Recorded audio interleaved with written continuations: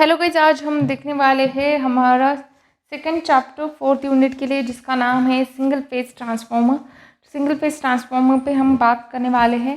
तो इससे पहले हमने जान लिया था कि म्यूचुअल इंडक्शन का फिनोमेना क्या होता है। तो हमारा जो ट्रांसफार्मर होता है वो म्यूचुअल इंडक्शन के प्रिंसिपल पे वर्क करता है। जो भी हमारे इलेक्ट्रोमैग्नेटिज्म के पार्ट्स थे उसमें हमने जाना था कि सेल्फ इंडक्शन क्या होता है, म्यूचुअल इंडक्शन क्या होता है। उसी म्यूचुअल इंडक्शन के प्रिंसिपल पे हमारा ट्रांसफार्मर वर्क करता है। तो ट्रांसफार्मर हमारे लिए काफ़ी इम्पोर्टेंट पार्ट है। ये कैसे, मैं आपको एक्सप्लेन करके बताती हूँ। तो हमारा जो भी जनरेटिंग स्टेशन है, सपोज वहाँ पे 11 किलो वोल्टेज जनरेट हो रहा है, तो हम क्या चाहते हैं, उसे ट्रांसमिट करना, राइट। हमें सपोज आप कंसिडर करें कि जनरेटिंग स्टेशन से हमारा जो भी नियरेस्ट सब स्टेशन है वहाँ तक वो क्या हो गया है, वो ट्रांसमिशन से आ गई है, वो एनर्जी वहाँ तक आ गई है। तो इतनी एनर्जी हम हमारे घर को ट्रांसफ़र कर सकते हैं क्या, हमारे इक्विपमेंट को दे सकते हैं क्या? नहीं, वो तो जगह पे जल जाएंगे, राइट। इतनी इलेक्ट्रिसिटी हमें नहीं चाहिए होती है घर में। तो हम क्या करेंगे, उसे स्टेप डाउन स्टेप अप करते हैं। जनरेटिंग स्टेशन से लेकर जो नियरेस्ट सब स्टेशन है वहाँ तक आने के लिए भी स्टेप डाउन स्टेप अप किया जाता है। ये प्रोसेस बीच में भी की जाती है। यहाँ पे भी स्टेप डाउन स्टेप अप होगा। और क्या होगा, हमारे घर पे हमें कितनी इलेक्ट्रिसिटी चाहिए, हमें सिर्फ 230 वोल्ट चाहिए, तो उतनी हमें मिल जाएंगी। कैसे मिल जाएंगी, हमारा जो भी नियरेस्ट सबस्टेशन है उसे हम वहाँ पे क्या कर देंगे, उस वोल्टेज को स्टेप डाउन कर देंगे। तो हमने क्या कंसिडर किया है, हमारे नियरेस्ट सबस्टेशन से वो स्टेप डाउन किया गया और उससे 440 वोल्ट, दैट इज़ 3 फेज को जितना वोल्टेज होता है 3 फेज का, उतने में कन्वर्ट कर दिया है, 440 वोल्ट में कन्वर्ट कर दिया है।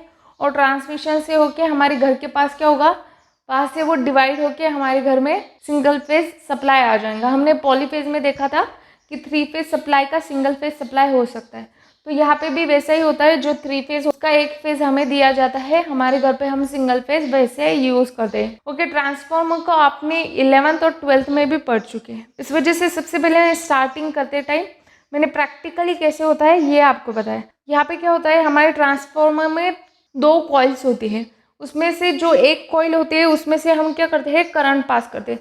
तो उस एक कॉइल में से जो करंट पास होता है वहाँ पे क्या होता है, करंट चेंज भी होता है, राइट।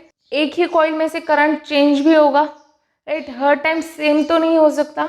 तो जो भी करंट का चेंज होगा उसके कारण हमारी जो दूसरी कॉइल होंगी उसके पास वाली, उसमें क्या होगा, ईएमएफ जनरेट होगा। ईएमएफ और वोल्टेज में क्या डिफरेंस होता है, इस पे भी मैंने ऑलरेडी वीडियो बना चुकी हूँ मैं इलेक्ट्रोमैग्नेटिज्म के पार्ट में, तो आप वो जाके देख सकते हैं। इस वजह से आप सीरीज में वीडियो देखा करें। सबसे पहले आपका पहला जो भी चैप्टर है वो कीजिए अगर आप फर्स्ट ईयर के हैं, और अगर आप डायरेक्टली इस पॉइंट पे आए हैं तो मैंने ऑलरेडी ईएमएफ और वोल्टेज में क्या डिफरेंस होता है इस पर वीडियो बनाया है, तो आप वो जाके देखिए डायरेक्टली, आपके लिए बाकी कुछ ज़रूरी नहीं है। तो नेक्स्ट हमारे ट्रांसफार्मर का बेसिक हम जान लेते हैं। ट्रांसफार्मर में क्या होता है, 2 वाइंडिंग्स होती है, प्राइमरी वाइंडिंग और सेकेंडरी वाइंडिंग। प्राइमरी वाइंडिंग को क्या दिया जाता है, प्राइमरी सप्लाई दिया जाता है। सपोज मुझे स्टेप अप ट्रांसफार्मर चाहिए तो मैं वैसी रिक्वायरमेंट करूँगी और स्टेप अप ट्रांसफार्मर लेके आऊँगी जितनी मेरी रिक्वायरमेंट है। मुझे इतना इतना वोल्टेज उसमें से पास करना है इस साइड से, और इतना इतना आउटपुट चाहिए, ये मुझे बताना होगा, और उसके हिसाब से ही कंस्ट्रक्शन उसका होगा। उसके साथ हम कुछ भी छेड़छाड़ नहीं कर सकते कि मैं चाहती हूँ मेरे स्टेप अप ट्रांसफार्मर है उसको ही मैं स्टेप डाउन कर दूँ, ये ऐसा नहीं होता। ट्रांसफार्मर एक अलग डिवाइस है, ये एक स्टैटिक डिवाइस है। इवन आप ट्रांसफार्मर को कहीं ले आ जा नहीं सकते। ट्रांसफार्मर का एक स्टैटिक, उसका एक पोजीशन होता है, वो वही रहता है, वहीं से वर्क करता है। आपने देखा होगा कई बार आते जाते आपको ट्रांसफार्मर दिखता होगा, तो आपने कभी देखा है कि उस ट्रांसफार्मर को आज कहीं और रख दिया, परसों कहीं और रख दिया, ऐसा नहीं होता है, वो एक ही जगह पे रहता है। इस पे भी क्वेश्चन आपको पूछा जा सकता है एमसीक्यू में। Transformer is dash dash device, उसमें 4 ऑप्शन दिए होंगे, उसमें से राइट ऑप्शन होगा ट्रांसफार्मर इज स्टैटिक डिवाइस। तो हमारे ट्रांसफार्मर का काम क्या होता है, वो वोल्टेज को इंक्रीज और डिक्रीज करता है। इंक्रीज करने के लिए स्टेप अप ट्रांसफार्मर यूज किया जाता है, डिक्रीज करने के लिए स्टेप डाउन ट्रांसफार्मर यूज किया जाता है। तो सपोज मेरा 11 kV वोल्टेज है और मैं चाहती हूँ मैं उसे कन्वर्ट कर दूँ 440 kV में, मतलब 440 किलो वोल्ट में मैं उसे कन्वर्ट कर दूं। सबसे पहले मेरा कितना था, 11 केवी था, और उसके बाद मैं चाहती हूँ कि वो हो जाए 440 केवी। तो यहाँ पे मैं क्या कर रही हूँ, उसे बढ़ा रही हूँ। तो वो क्या होगा, स्टेप अप ट्रांसफार्मर का मैं यूज करूँगी। यहाँ पे प्राइमरी वाइंडिंग को मैं क्या दूंगी, 11 केवी दूंगी, और जो सेकेंडरी वाइंडिंग होती है वो क्या काम करती है, आउटपुट की तरह काम करती है। और प्राइमरी वाइंडिंग कैसे काम करती है, इनपुट की तरह काम करती है। मैं जो मेथड से आपको बता रही हूँ उस तरीके से याद रखने की कोशिश करें, तो ये कंसेप्ट आपको एकदम आसानी से समझ में आ जाएगा। जो हमारी सेकेंडरी वाइंडिंग है उसमें से हमें कितना मिलेगा, 440 किलो वोल्ट मिलेगा। मैं चाहती हूँ उसे बढ़ाना, तो उतना मुझे मिल जाएगा। तो यहाँ पे क्या होता है, दो वाइंडिंग्स होती है। प्राइमरी वाइंडिंग को N1 करके कहते हैं, सेकेंडरी वाइंडिंग को N2 करके कहते हैं। और ये किसकी वजह से होता है, करंट की चेंज होता है, उसकी वजह से हमारी जो भी ट्रांसफार्मर की कोर होती है उसमें से फ्लक्स प्रोड्यूस होकर वो वहां से घूमता है, और उसकी वजह से हमारी जो भी हमारी सेकेंडरी वाइंडिंग होती है उसमें हमें EMF मिल जाता है। तो जो भी कोर मतलब क्या होता है, देखो यहाँ पे आपको रेक्टेंगुलर बॉक्स दिख रहा होगा, और वहां पे उस पे हमने क्या किए है, वाइंडिंग किए, राइट। वाइंडिंग करना मतलब क्या होता है, हमारी कॉइल होती है उससे वहां पे वाउंड किए। इसको मैं सिंपल एग्जांपल में बोलूँ आपको, तो सपोज आपके पास कोई वायर है, तो आप क्या करोगे, एक रॉड लोगे और उस पर वो गोल गोल गोल गोल ऐसे करके उसे उस पर वाउंड कर दोगे। वो कैसा दिखेगा, वो कंसेप्ट कैसा दिखेगा, एक वाइंडिंग की तरह दिखेगा, राइट। उसे हम वाइंडिंग कहते हैं, राइट। वो कॉइली होती है जिसे हम वाउंड करते हैं, इस वजह से उसे वाइंडिंग करके कहा जाता है। जो भी वर्टिकल पार्ट होता है हमारे को का, उसे हम क्या कहते हैं, लिंक करके कहते हैं।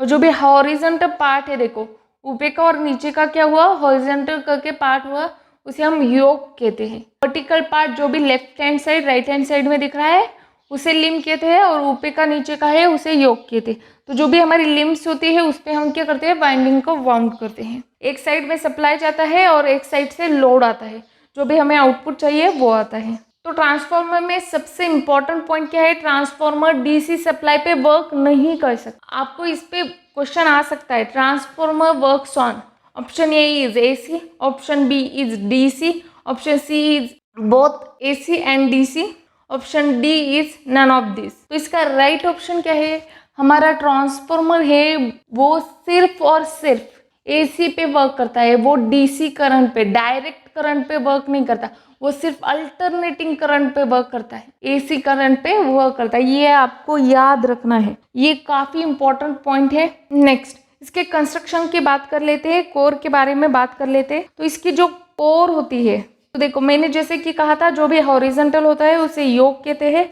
वर्टिकल होता है उसे लिंक कहते हैं। ये जो कोर होती है वो लैमिनेशन से बनी होती है। तो ये लैमिनेशन से कैसे बनती है, इसके भी लैमिनेशन के दो टाइप्स है, I टाइप लैमिनेशन और दूसरा टाइप है L टाइप लैमिनेशन। तो I टाइप में क्या किया गया है, देखो 4 I है, देखो आपको दिख रहा होगा कि 4 I है, एक दूसरे से ज्वाइन किए हैं, और उससे हमारा क्या बन रहा है, I टाइप लैमिनेशन बन रहा है।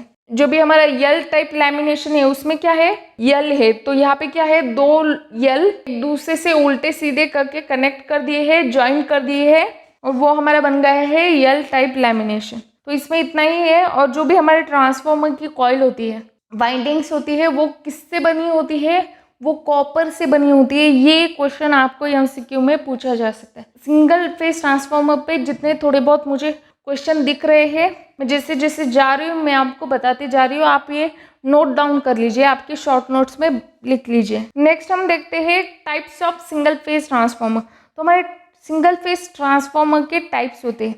ये टाइप किस पे से बनते हैं, जो भी हमारा ट्रांसफार्मर होता है उसका जो अंदर का कंस्ट्रक्शन होता है उस पे से ये टाइप बनते हैं। तो पहला टाइप होता है कोर टाइप ट्रांसफार्मर, और दूसरा टाइप होता है शेल टाइप ट्रांसफार्मर।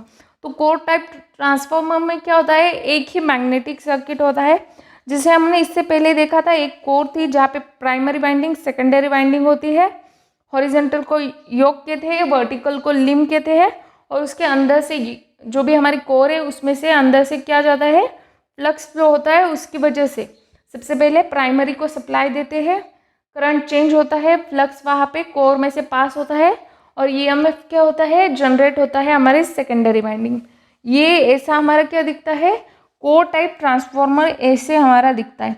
जो भी हमारी कॉइल होती है वो कैसे यूज़ की होती है, जो सिलेंड्रिकल टाइप ऑफ कॉइल होती है वो वहाँ पे यूज़ की जाती है। और जो भी हमारा इंसुलेटिंग लेयर होता है, देखो हमारे कॉइल को इंसुलेट करना पड़ता है वहाँ पे। हमारा जो भी ट्रांसफार्मर होता है उसका सबसे मेन क्या बात होता है, वहाँ पे एयर गैप करके चीज़ होती है, वहाँ पे एयर अंदर कितना है, कूलिंग कैसे हो रहा है। देखो इतना ज़्यादा वोल्टेज है वहाँ पे कि आप अगर गलती से कांटेक्ट में भी आ गए ना तो जगह पर डेथ हो जाएंगी।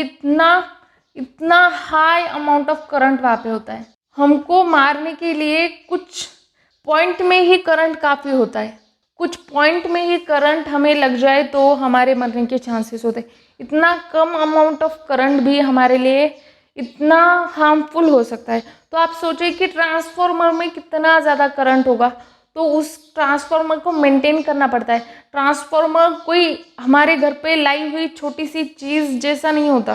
ट्रांसफार्मर काफ़ी एक्सपेंसिव होता है, लाखों करोड़ों में उसकी प्राइस होती है हमारे ट्रांसफार्मर की। हम अफोर्ड नहीं कर सकते कि हमारा ट्रांसफार्मर हर बार ख़राब हो जाए, ये हम अफोर्ड नहीं कर सकते। इस वजह से हमारा जो ट्रांसफार्मर होता है वो डिज़ाइन करते टाइम ऐसे बनाया जाता है कि वो ज़्यादा से ज़्यादा साल टिक सके। उसे बनाते टाइम ही ऐसे सोच के साथ बनाया जाता है, उसे बार बार मेंटेनेंस दी जाती है ताकि वो हर बार अच्छे से वर्क करे। अगर हमारे घर पे हम कोई चीज़ मेंटेन नहीं ना करते तो भी चलता है, पर हमारा जो ट्रांसफार्मर होता है उस हर टाइम हमें टाइम टू टाइम मेंटेनेंस करना पड़ता है। अगर छोटा सा भी कुछ हमसे गलती हो गई तो वो बहुत बड़ी गलती की तरह सामने आ सकता है। तो इस वजह से यहाँ पे इंसुलेशन बहुत इंपॉर्टेंट होता है ट्रांसफार्मर के अंदर। तो हम क्या करते हैं, हम हमेशा ट्रांसफार्मर बनाते टाइम ऐसा सोचते हैं कि ये ट्रांसफार्मर ज़्यादा साल टिकना चाहिए, हम इतनी सारा उस पर पैसा डाल रहे हैं तो उसने वैसे ही आउटपुट देना चाहिए हमें। तो इस वजह से उसकी इतनी केयर की जाती है हमारे ट्रांसफार्मर की कि उसे बनाते टाइम उसके इंसुलेशन का, उसके गैप का, उसकी कूलिंग का, हर चीज़ का ध्यान रखा जाता है।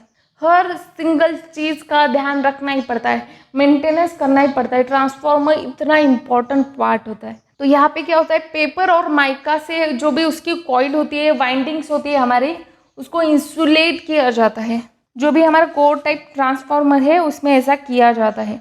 और यहाँ पे क्या होता है, हमारी जो दो लिम्स होती है उस पर हमारा क्या होता है, वाइंडिंग्स होती है। तो यहाँ पे कितने लिम्स है, देखो यहाँ पे दो लिम्स है, लेफ्ट साइड में एक, राइट साइड में एक, और योक कितने हैं, दो योक के, ऊपर एक और नीचे एक। और ये जो भी हमारा कोर टाइप ट्रांसफार्मर होता है उसमें large number of thin lamination से ये कोर बनी जाती है। और जो भी हमारा कोर टाइप ट्रांसफार्मर है ये कम वोल्टेज पे वर्क करता है, और वो कम वोल्टेज इतना कम नहीं होता कि आप उसे जाके हाथ लगा दे और आप जिंदा बच जाएंगे। हमारे घर का वोल्टेज कितना होता है, 230 वोल्ट होता है, सिर्फ और सिर्फ 230 वोल्टेज होता है। पर तब भी हमारे, अगर हम करंट के कांटेक्ट में आ गए, शॉक लगाया, तो डायरेक्टली मरने के चांसेस होते हैं। और वो यहाँ पे जिस वोल्टेज को लो कहा जा रहा है ना, वो लो वोल्टेज मतलब 11 kV, 33 kV, इसकी बात हो रही है, इसे वो लो वोल्टेज कह रहे हैं। ओके, तो ये बहुत बड़ा वोल्टेज है। हमारे घर पे 230 वोल्टेज होता है और 11 kV को यहाँ पे लो वोल्टेज की कैटेगरी में बोला गया है। हमारा ट्रांसफार्मर इवन 440 kV से भी ज़्यादा का वोल्टेज बनाता है स्टेप अप का। कितना, 440 kV से भी ज़्यादा का वोल्टेज हमारा ट्रांसफार्मर क्या करता है, स्टेप अप और स्टेप डाउन करता है, इससे भी ज़्यादा का वोल्टेज होता है। तो इसमें और एक बात कर लेते हैं, next type shell type transformer. Shell type transformer में क्या होता है, 3 लिम्स होते हैं। देखो 3 वर्टिकल दिख रहे हैं आपको, 3 वर्टिकल लिम्स होती है। जो भी हॉरिजॉन्टल पार्ट है वो कितने हैं, 2 ही है, योक 2 है और लिम्स 3 है। और ये क्या होता है, ये जो हमारा शेल टाइप ट्रांसफार्मर होता है ये हाई वोल्टेजेस पे यूज़ किया जाता है, राइट। जैसे मैंने कहा 440 kV, राइट, 220 kV, ये ऊपर के जो भी हाई वोल्टेजेस है उस पर हमारा शेल टाइप ट्रांसफार्मर वर्क किया जाता है, उसे लिया जाता है, वैसे टाइप ऑफ ट्रांसफार्मर बनाया जाता है। जब भी आपको कोई बोले कि 440 kV का ट्रांसफार्मर है इस सब स्टेशन में, तो आपको क्या समझना है, वहाँ पे शेल टाइप ट्रांसफार्मर है। यहाँ पे कैसी कॉइल यूज़ की जाती है, multi layer disc type coil use की जाती है, और इसे हम क्या कहते हैं, सैंडविच कॉइल करके कहते हैं। देखो यहाँ पे HV winding, high voltage winding और LV winding, that is low voltage winding जो भी आपको दिख रही है, ये किसी अलग ही दिख रही है हमारी कोर टाइप से, तो इसे क्या कहा जाता है, मल्टी डिस्क टाइप वाइंडिंग और ऑयल और सैंडविच कॉइल्स कहा जाता है। तो यहाँ पे क्या होता है, नेचुरल कूलिंग नहीं होती यहाँ पे, तो इस वजह से एक्सटर्नल कूलिंग का कुछ तो भी इन ट्रांसफॉर्मर में, जो भी हमारा शेल टाइप ट्रांसफॉर्मर होता है उसमें देखना पड़ता है। और जब भी हम इसका मेंटेनेंस करते हैं शेल टाइप ट्रांसफॉर्मर का, और उसका जो भी लार्ज अमाउंट ऑफ लैमिनेशन होता है वो क्या किया जाता है, रिमूव किया जाता है, और उसके बाद मेंटेनेंस होने के बाद वो लैमिनेशन वापस चढ़ाया जाता है। तो शेल्फ टाइप मतलब बहुत बड़े पैमाने पे वर्क किया जाता है। ये शेल्फ टाइप आपके एक सिंगल रूम जितना बड़ा क्या होता है, ये ट्रांसफॉर्मर होता है, इतना बड़ा होता है, उससे भी कई गुना बड़ा वो हो सकता है। और जो कोर टाइप ट्रांसफॉर्मर होता है वो कम वोल्टेज पे वर्क करता है, इस वजह से उसकी साइज़ थोड़ी सी छोटी हो सकती है, शेल्फ टाइप ट्रांसफॉर्मर से थोड़ी सी छोटी उसकी साइज़ होती है। उसके बाद हम देख लेते हैं EMF इक्वेशन ऑफ ट्रांसफॉर्मर। तो ट्रांसफॉर्मर की EMF इक्वेशन क्या है वो देख लेते हैं। तो देखो यहाँ पे क्या है, फ्लक्स और जो भी हमारा टाइम होता है उसके अक्रॉस ये ग्राफ दिया गया है, जिसमें हमने क्या किया है, वेवफॉर्म है। यहाँ पे हमारी एक वेवफॉर्म के दो पार्ट होते हैं, positive half cycle, negative half cycle. Positive half cycle कहाँ से कहाँ तक होती है, 0 to पाई तक होती है, और negative half cycle pi to 2 पाई होती है। यहाँ पे टाइम कितना होता है, कैपिटल T = 1/f होता है। ये कहाँ से कहाँ तक के इंटरवल में होता है, 0 to 2 पाई तक होता है। अगर हम 0 to पाई तक की बात कर ले तो ये कितना आता है, 1/2f आता है ये टाइम पीरियड। और अगर हम 0 to पाई/2 की बात करें, 0 to पाई के बीच में क्या आता है, बीच में क्या आएगा, पाई/2 आएगा, तो ये 1/4f आता है। यहाँ पे फ्लक्स कितना होता है, phi = φm sin ωt। तो ये यहाँ पे जो भी φm दिख रहा है वो क्या है, मैक्सिमम अमाउंट ऑफ फ्लक्स है। तो यहाँ पे क्या है, यहाँ पे हम ये जो भी हमारा EMF का इक्वेशन है ट्रांसफॉर्मर के लिए, ये निकालने के लिए हम सबसे पहले क्या करते हैं, यहाँ पे कैपिटल E मतलब क्या होता है, जब भी हम कैपिटल E की बात करेंगे तो आपको RMS वैल्यू ऑफ क्या करना है, EMF को समझना है। सबसे पहले EMF को निकाल लेते हैं। EMF को निकालने के लिए हम क्या करते हैं, हमारा ऑलरेडी हमने एक लॉ देखा था, देखो 11th-12th में भी आपने देखा होगा। तो EMF क्या होता है, एवरेज EMF पर टर्न क्या होता है, is average rate of change of flux होता है, विच इज E = dφ/dt। और इससे पहले के जो भी पार्ट्स थे इसमें भी हमने ये देखा था। तो dφ/dt = क्या आता है, flux change divided by time required for change in flux. Okay, dφ है मतलब वहाँ पे फ्लक्स का चेंज है, dt है मतलब टाइम का चेंज है। यहाँ पे फ्लक्स चेंज निकाल रहे तो मैक्सिमम टू मिनिमम निकालेंगे हम। तो मैक्सिमम कितना होगा हमारा, φm होगा, माइनस मिनिमम कितना होगा, 0 होगा, डिवाइडेड बाय, यहाँ पे कौन से इंटरवल की बात हो रही है, 1/4 साइकिल की बात कर लेते हैं। तो इस वजह से यहाँ पे क्या होता है, यहाँ पे हमारा जो टाइम पीरियड होता है वो कितना होता है, हमने निकाला था, देखो पाई/2 के लिए कितना होता है, 1/4f होता है। तो ये ऐसे हमने लिख लिया है। तो ये क्या है, 1/4f है। तो डिनोमिनेटर के डिनोमिनेटर में जो टर्म होती है वो ऊपर न्यूमरेटर में चली जाती है, तो वो क्या आ गया, 4f φm का क्या आ गया। और इसका यूनिट क्या होता है, फाई का यूनिट क्या होता है, वेबर डिवाइडेड बाय टाइम, किस में मेजर किया जाता है, सेकंड में। तो ये ऐसा आ गया। तो ये क्या निकाला हमने, एवरेज EMF पर टर्न निकाल लिया। हमने इससे पहले के जो भी पार्ट्स थे उसमें देखा था कि फर्म फैक्टर करके चीज़ होती। तो हमारा फर्म फैक्टर क्या होता है, RMS value divided by average value होती है, और वो कितना आता है हमारा, 1.11 करके आता है। तो हम क्या करते हैं, RMS वैल्यू ऑफ EMF निकालने के लिए हम एवरेज वैल्यू को फर्म फैक्टर से मल्टीप्लाई कर देते। तो ये क्या आता है, RMS value = 1.11 multiply by average value. RMS value of EMF निकाला तो वो कैसे आता है, पर टर्न निकाल रहे, इस वजह से हमने क्या किया, वहाँ पे पाई/2 की साइकिल ली, 1/4f करके लिया, = 1.11 मल्टीप्लाई बाय जो भी हमारा एवरेज EMF आया था वो लिख लिया। तो ये क्या आता है, टोटल 4.44f φm। तो यहाँ पे हम किसकी बात कर रहे हैं, पर्टिकुलर वाइंडिंग की बात कर रहे हैं। एक प्राइमरी वाइंडिंग की बात करें, एक सेकेंडरी वाइंडिंग की बात करें। प्राइमरी वाइंडिंग के खुद के कुछ तो भी टर्न्स होंगे, सेकेंडरी वाइंडिंग के खुद के कुछ तो भी टर्न्स होंगे। तो वो किस पे डिपेंड करेंगे, स्टेप अप स्टेप डाउन पे डिपेंड करेंगे कि कितने टर्न्स लेंगे हम, कम ज़्यादा करके, वो उस पर डिपेंड होते हैं। इस वजह से यहाँ पे हम नंबर ऑफ टर्न्स से उसे मल्टीप्लाई कर देते हैं। दोनों में मल्टीप्लाई किया है, प्राइमरी के फॉर्मूले में N1 करके प्राइमरी वाइंडिंग है, और N2 करके क्या है, सेकेंडरी वाइंडिंग है। तो E2 सेकेंडरी वाइंडिंग का फॉर्मूला है EMF निकालने के लिए। दोनों फॉर्मूले लिख लिए हैं हमने। तो जो भी हमारा आइडियल ट्रांसफार्मर होता है, आइडियल ट्रांसफार्मर मतलब क्या, बहुत अच्छा वाला, जो जिसमें लॉसेस नहीं है, वाइंडिंग का 0 रेजिस्टेंस है, उसमें कोई लीकेज फ्लक्स नहीं है, 100% फ्लक्स हमें मिल रहा है। ऐसा ट्रांसफार्मर जनरली नहीं होता है। हमारे ट्रांसफार्मर में क्या होता है, आइडियल, हम सोचते क्या है हमारा प्रोडक्ट परफेक्ट बने, पर उसकी कुछ ना कुछ कमियां तो होती है ना। ये जो आइडियल की बात करते हैं हम, परफेक्ट चीज़ की, तो ये सब परफेक्ट उसमें नहीं होता है, उसमें लॉसेस भी होते हैं, उसमें सब कुछ होता है। तो उसके बाद हम बात कर ले ratios of a transformer. Transformer के रेशियो की बात कर लेते हैं। वही दिया है, पी का के प्राइमरी दिखाया है डायग्राम में, एस का के सेकेंडरी वाइंडिंग दिखाई है। यहाँ पे E1 मतलब क्या है, EMF है प्राइमरी वाइंडिंग के अक्रॉस, और E2 का के EMF है सेकेंडरी वाइंडिंग के अक्रॉस। V1 का के वोल्टेज है जो सप्लाई वोल्टेज है वो है, और V2 का के जो वोल्टेज है वो लोड वोल्टेज है, आउटपुट वोल्टेज। तो यहाँ पे दोनों हमने क्या किया है, फॉर्मूले लिख लिए हमारे EMF के, और उसके बाद हम क्या करते हैं, रेशियोज निकालते हैं ट्रांसफार्मर के। ये हमें हेल्प करते हैं कैलकुलेशन में। यहाँ पे क्या होता है, सेकेंडरी डिवाइडेड बाय प्राइमरी कर देते हैं, तो वो क्या आता है, E2 divided by E1 which is equals to N2 divided by N1 का क्या आता है, ऐसी इक्वेशन आती है which is equals to K। ये मतलब क्या होता है, वोल्टेज ट्रांसफॉर्मेशन रेशियो। ये सब रेशियो काफ़ी इंपॉर्टेंट है, आपको MCQ में पूछे जा सकते हैं। अगर इस वोल्टेज ट्रांसफॉर्मेशन रेशियो से हम अगर E2 की वैल्यू निकालना चाहे तो वो क्या आएगी, E2 के E1, जो डिवाइड की टर्म है वो मल्टीप्लाई होगी, वेयर K की वैल्यू क्या होगी, N2 डिवाइडेड बाय N1 होगी। तो यहाँ पे क्या है, स्टेप अप स्टेप डाउन और आइसोलेशन ट्रांसफॉर्मर, इसे यहाँ पे डिवाइड किया गया है। जब भी हमारी N2 की वैल्यू N1 से ज़्यादा होंगी, दैट इज K की वैल्यू 1 से ज़्यादा होगी, और E2 की वैल्यू ज़्यादा होगी, मतलब हमारा आउटपुट वोल्टेज क्या होगा, ज़्यादा होगा इनपुट से, तो वो कौन सा ट्रांसफॉर्मर होगा, ऑब्वियसली स्टेप अप ट्रांसफॉर्मर होगा। दूसरी कंडीशन में क्या होता है, N2 की वाइंडिंग कम होती है, N1 की ज़्यादा होती है, K क्या होता है 1 से कम होता है, और हमारा इनपुट वोल्टेज क्या होता है, ज़्यादा होता है आउटपुट वोल्टेज। तो ये क्या हुआ, हमारा स्टेप डाउन ट्रांसफॉर्मर होगा।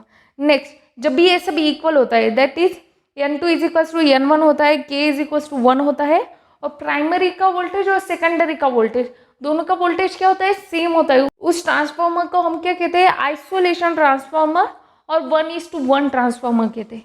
ये आपको याद रखना है। नेक्स्ट करंट रेशियो की बात कर लेते हैं। ये कैसे आता है, V2 divided by V1 is equals to, ये क्या होता है, सिर्फ करंट का रेशियो क्या होता है, अपोजिट होता है। हमेशा क्या होता है, ऊपर सेकेंडरी साइड होती है और नीचे डिवाइड में हमारी प्राइमरी साइड होती है, पर करंट के इसमें ये उल्टा होता है, ऊपर क्या होता है, प्राइमरी साइड होती है और नीचे सेकेंडरी साइड होती है। That is V2 divided by V1 which is equals to I1 divided by I2 which is equals to K।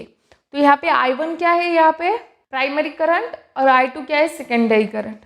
V2 क्या है, सेकेंडरी वोल्टेज, V1 क्या है, प्राइमरी वोल्टेज। तो ये क्या होता है, इसी रेशियो को हम क्या कहते हैं, इनवर्स रेशियो भी कहते हैं। Currents are in the inverse ratio of an voltage transformation ratio. Kilo volt ampere rating of transformer, इसका भी एक फॉर्मूला मैं आपको दे देती हूँ। वो क्या होता है, V1 I1 डिवाइडेड बाई 1000 और which is equals to V2 I2 divided by 1000। Next point में हम बात करेंगे कि वोल्टेज रेगुलेशन ऑफ ट्रांसफॉर्मर क्या होता है। वोल्टेज रेगुलेशन मतलब क्या होता है, जो हमारी सेकेंडरी साइड होती है उसके टर्मिनल पे कुछ तो भी चेंज होता है, राइट, को हम वोल्टेज रेगुलेशन करके कहते हैं। इसका फॉर्मूला होता है, इसमें क्या क्या टर्म्स आती है, E2 is equals to secondary terminal voltage on no load. जब हम कोई लोड नहीं लगाते, जैसे हमारे घर में क्या होता है, हम कोई लाइट फैन वगैरह नहीं जलाते, हमारे घर पे लाइट है तब भी, वो कौन सी कंडीशन हो गई, कुछ भी ऑन नहीं है, फ्रिज ऑन नहीं है, कुछ भी ऑन नहीं है, तो वो कंडीशन हो गई हमारे घर के लिए नो लोड कंडीशन। ये एग्जाम्पल से आपको समझा रही हूँ मैं। तो ये ट्रांसफॉर्मर में कैसे होगा, E2 के साइड में कोई लोड नहीं हुआ तो वो कैसे होगा, E2 इज इक्वल्स टू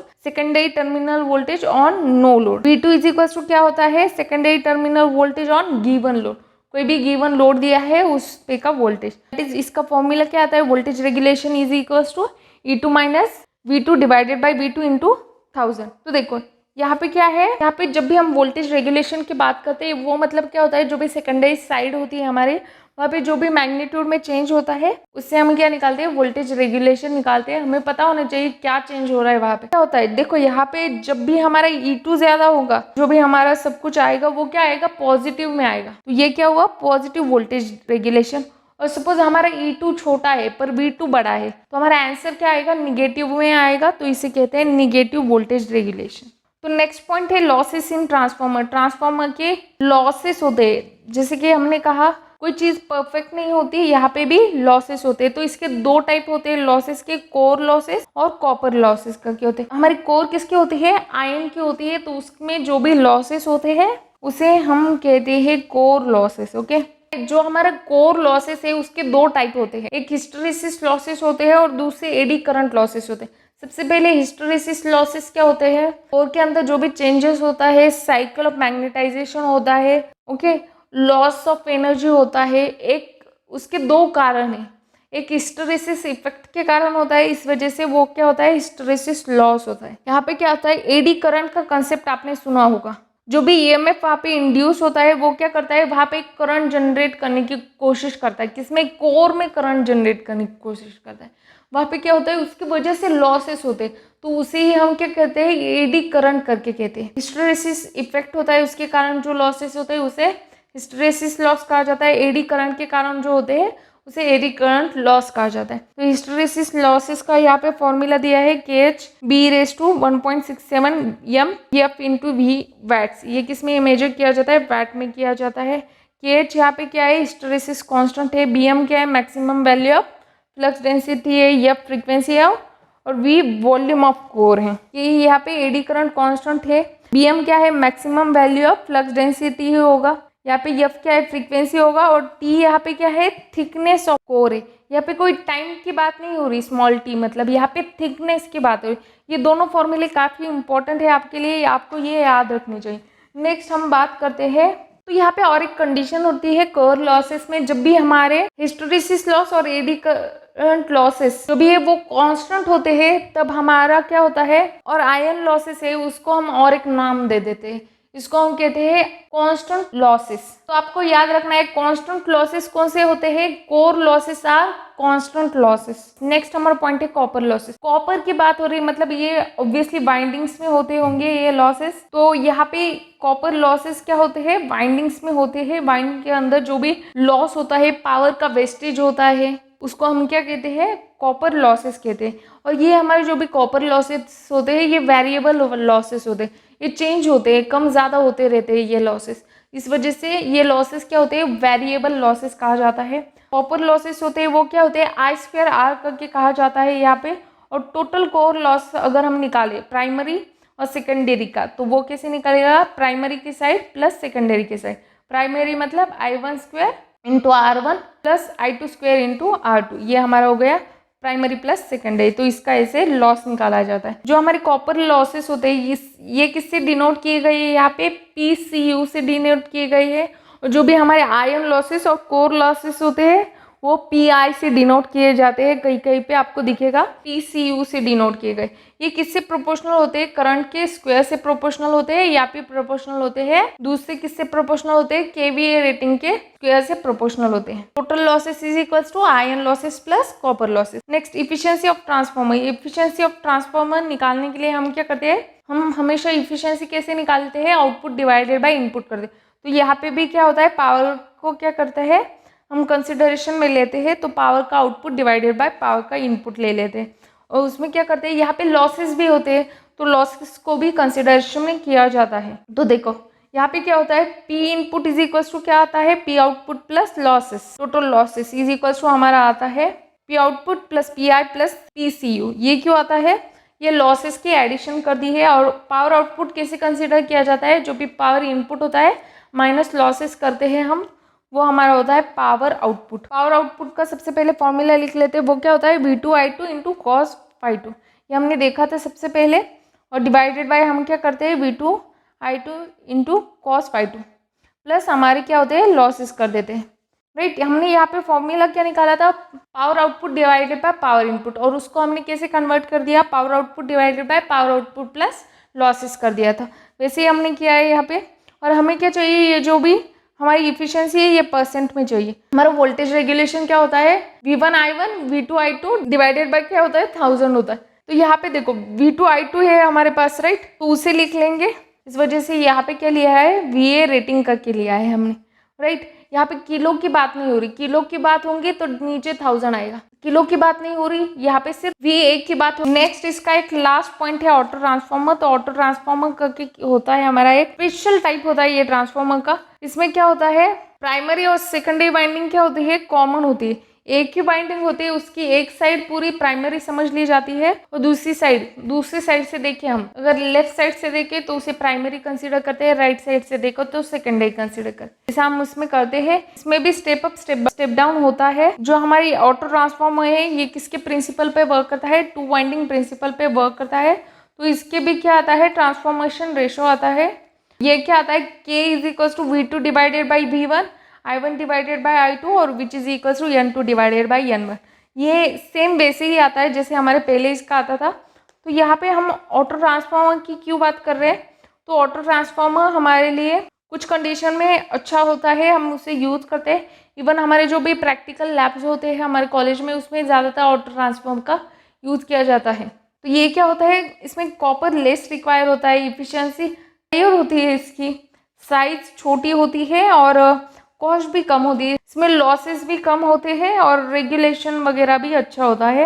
और इसमें क्या होता है, इसकी कुछ लिमिटेशन है, इसका जो इम्पीडेंस होता है वो काफ़ी लो होता है। इसमें क्या होता है, इलेक्ट्रिक सेपरेशन एक पॉइंट होता है, वो क्या होता है, काफ़ी रिस्की होता है।